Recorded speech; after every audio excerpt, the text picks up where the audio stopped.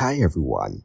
In this video, we will show you how to make slow motion TikTok videos. First, open the TikTok application on your mobile device. Next, tap on the plus icon located at the bottom center of your screen to start creating a new video. Now press and hold the red record button to record your video as you normally would. Once you finish recording, you can apply the slow motion filter. To do this, go to the editing screen and look for the effects option or the speed adjustment tool.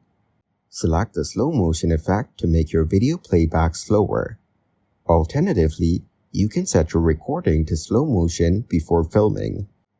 Go back and tap on the timer icon on the right-hand side of the screen. Here, adjust the speed setting to a slower option, such as 0.5x, which will record the video in slow motion. Now, record your video again, and it will automatically be slowed down. And that's it. You've created a slow motion TikTok video. Thanks for watching. Like the video and subscribe to the channel for more content like this.